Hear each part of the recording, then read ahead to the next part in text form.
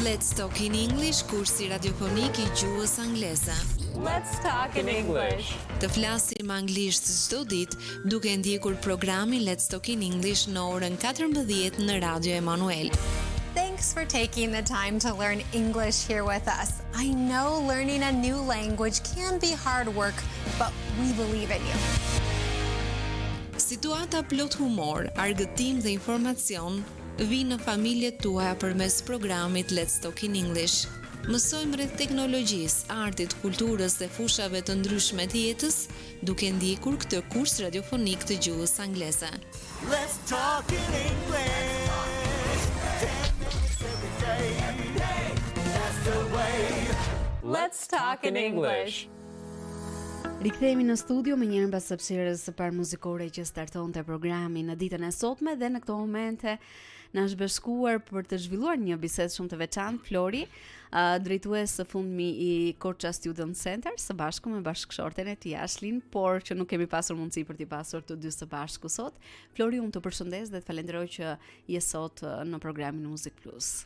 Faleminderit Kela, jam vërtet mirënjohës për ftesën edhe për mundësinë për të folur më shumë lidhje me se çfarë Perëndia është duke bërë nëpërmjet Korça Student Center, por ju përgëzoj gjithashtu edhe për punën që bëni, jeni radioja ime e preferuar. Të falenderoj. Sa që futem në muzikë, Radio Emanuel është radioja që dëgjoj shumicën e kohës kur jam në makinë, kështu që. Edhe për hir të së vërtetës, jo sepse unë jam duke drejtuar një program këtu, por muzika është gjithmonë edhe më tepër duke u përmirësuar edhe gjithçka që ne transmetojmë. Në fakt Flori, ne kemi folur në puntatat e shkuara të programit Music Plus për Korça Student Center, për qëllimin, vizionin e saj, aktivitetet të ndryshme që ajo ka realizuar deri më tani, por kanë qenë dy drejtues të tjerë, të cilët tashmë janë duke u larguar prej Shqipërisë dhe së bashku me bashkëshorten, së fundmi keni marrë drejtimin e kësaj qendre studentore. Si erdhi kjo ide? Si u gjendët në këtë pozicion? Po, unë bashkë me bashkëshorten ishim në një periudhë tranzicioni përsa I përket shërbesës, edhe Natali dhe Freeman që janë I përshëndesim. ata personat që nisën Korça Student Center, dëgjuan që ne do shkonim në Amerikë për pak kohë dhe pastaj do ktheheshim përsëri për të nisur një shërbesë. Nuk e dinim shumë mirë se çfarë do nisim dhe ata na ofruan që ne të ndihmonim me Korça Student Center, domethënë të bashkoheshim atyre. Edhe kjo ishte një nga gjërat që ne e pritëm krahapur, ishim domethënë u lutëm lidhje me këtë dhe thamë që po, mbase për pak kohë, ndërkohë që shkojmë mbrapsht në Shqipëri të ndihmojmë me Korça Student Center, por pas muaj, disa muaj më vonë, Natali dhe Freeman ishin në Amerikë për një dasëm dhe ishin shumë afër me ne dhe erdhën dhe u takuan bashkë me ne dhe na ofruan që na thanë për planin që Perëndia kishte në jetën e tyre, që ata të ktheheshin përsëri në Amerikë dhe na kërkuan që ne të ishim drejtuesit e rinj të kësaj shërbese që ata nisën. Ishte vërtet një bekim për ne, domethënë ne u lutëm, folëm me Natali dhe Freeman edhe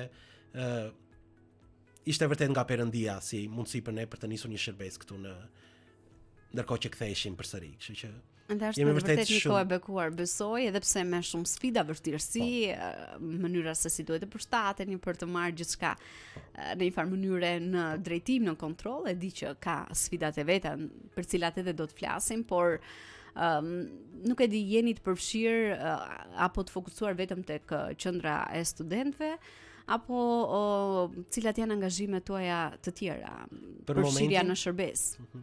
Për momentin jemi 100% fokusuar me Korça Student Center, për shkak sepse siç edhe thatë që ka shumë sfida, ka shumë gjëra që nuk I dini më përpara që jemi duke I mësuar për sa I përket edhe anës së biznesit. Sepse ajo është ndërthurur. Po, është ndërthurur biznesi edhe shërbesat gjithashtu, kështu që kjo është fokusimi për momentin. Perëndia ka vendosur shumë dëshira edhe vizione për sa I përket gjëra të tjera që duam që të bëjmë për lavdi të Perëndisë, por edhe për të ndihmuar komunitetin këtu në Korçë, por janë besoj projekte që mbase mund të flasim edhe një herë tjetër.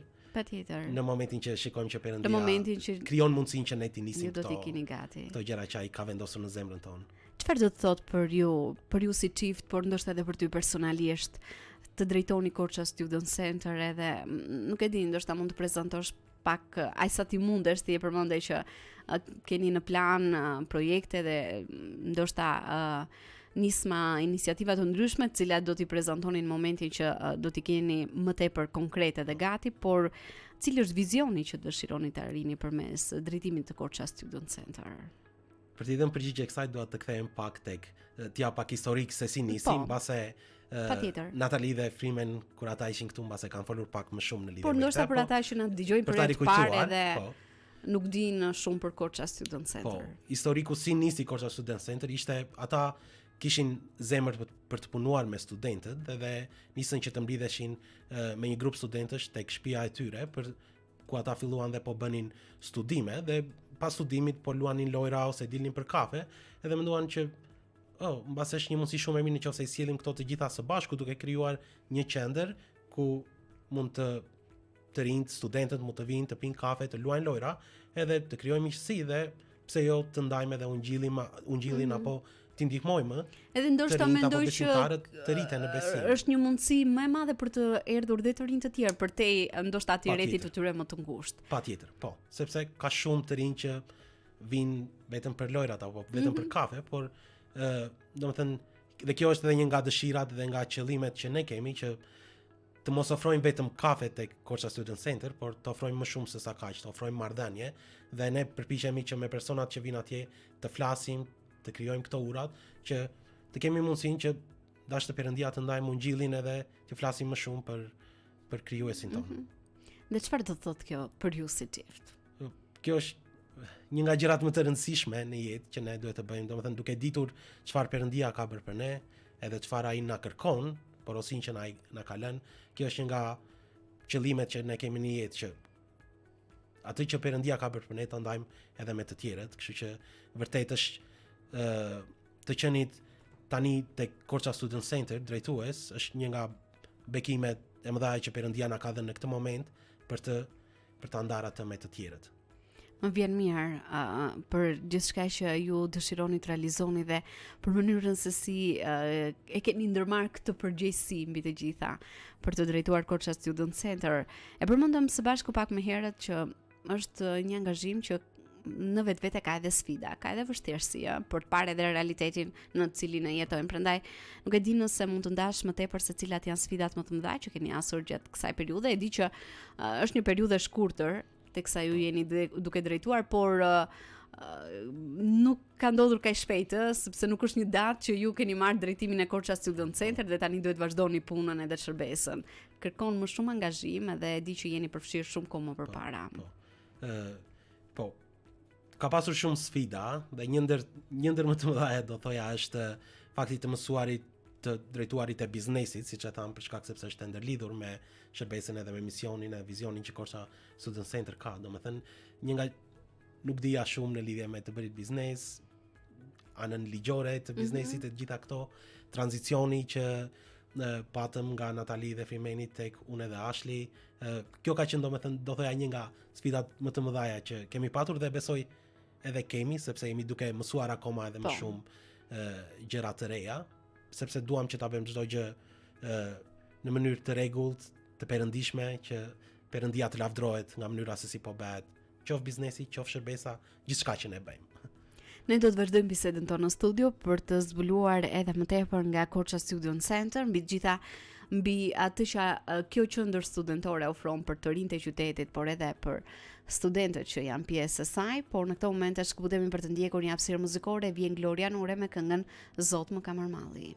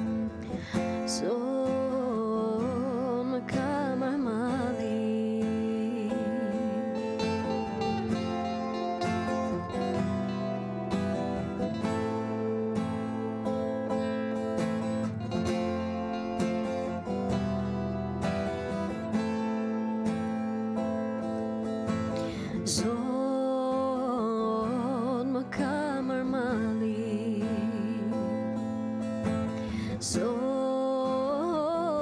më ka marrë mali, s'mundem të ri pa të thënë, zonë më ka marrë mali.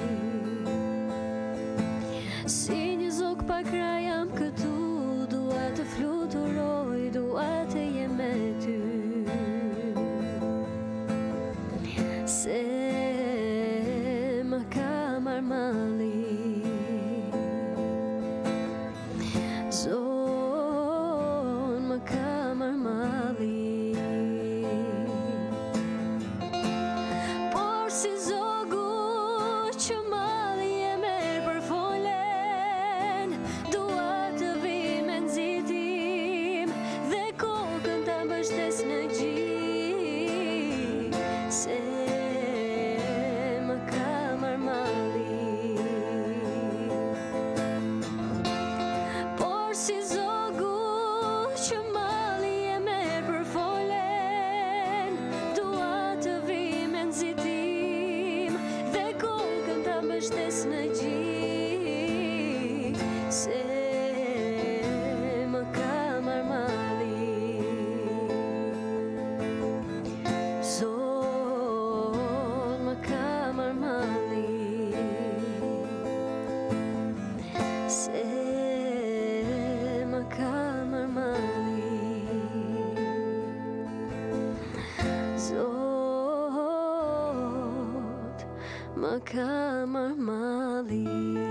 Zot më ka marrë malli nga Gloria Nura është kjo këngë që na rikthen në studion e programit Music Plus për të vazhduar bisedën sërish me Florin, i cili së fundmi së bashku me bashkëshorten e tij Ashlin janë duke drejtuar Korça Student Center.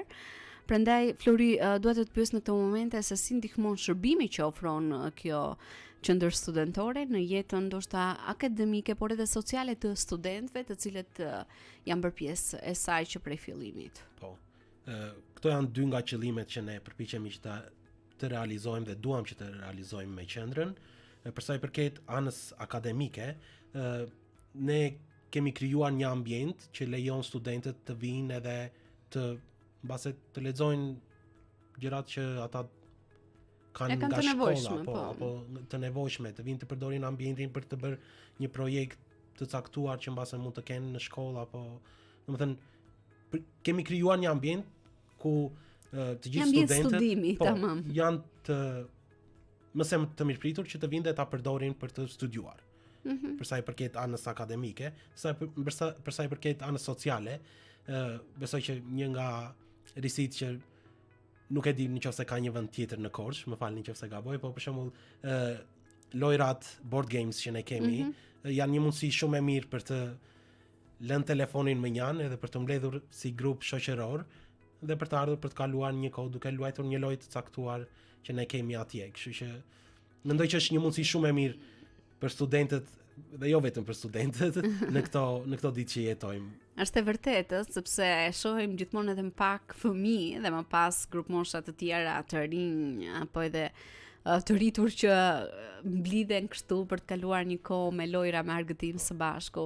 Ndryshe nga sa mund të ketë qenë vite më parë, sot janë të gjithë thuajse të fokusuar në teknologjia, në telefoni, edhe kur mblidhemi ndonjëherë për një kafe së bashku, shumica e njerëzve për fat keq janë duke u përqendruar në gjithçka që ndodh në atë jetën virtuale dhe jo realisht në rrethin më të ngushtë me të cilët ne jemi.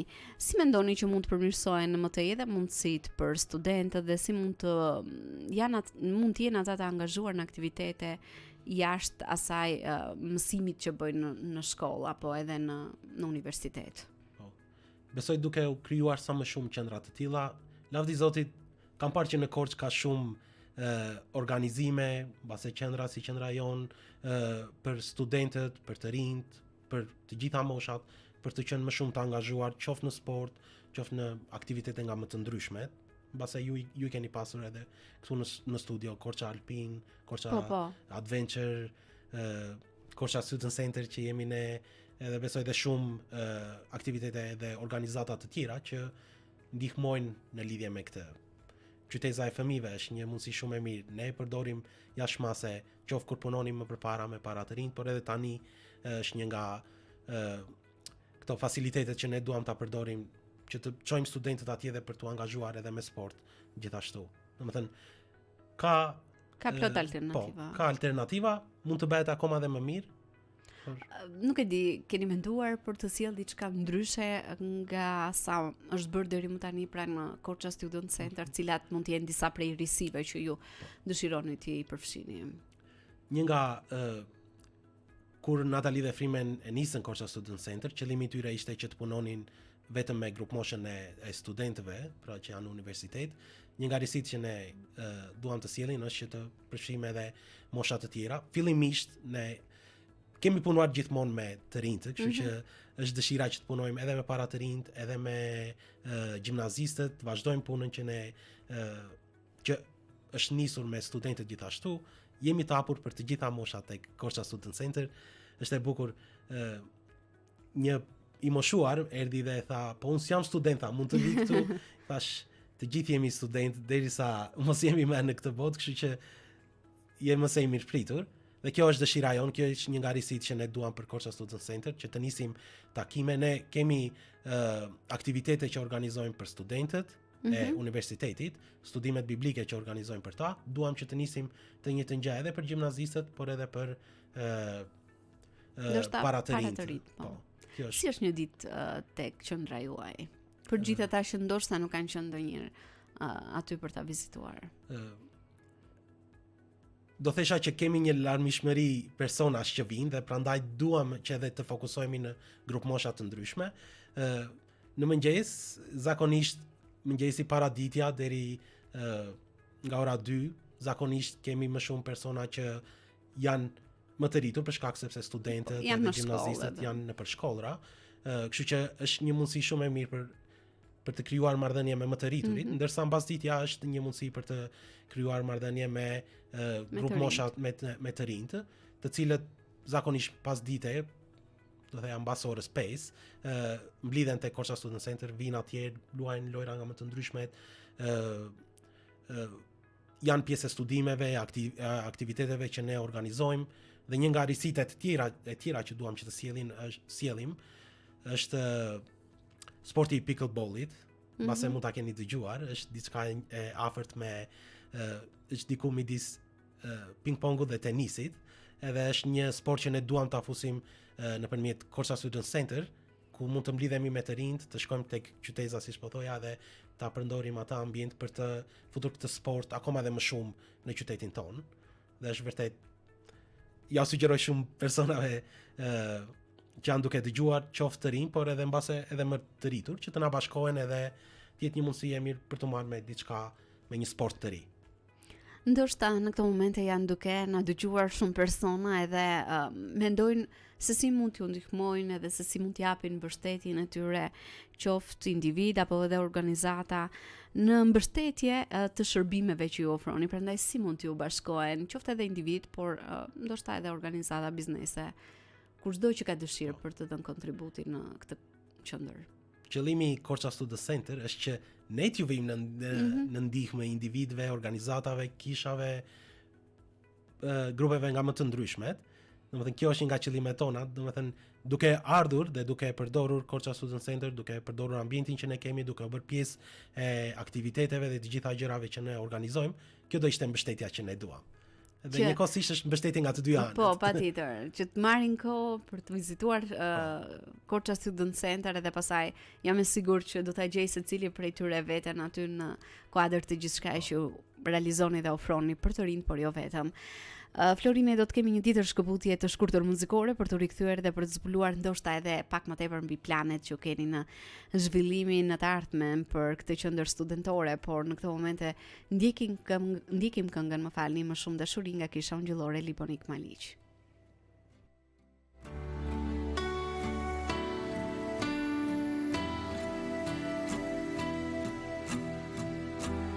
Më shumë dashuri, më shumë fuqi, më shumë prej teje në jetën time. Jezu, më shumë dashuri, më shumë fuqi, më shumë prej teje në jetën time.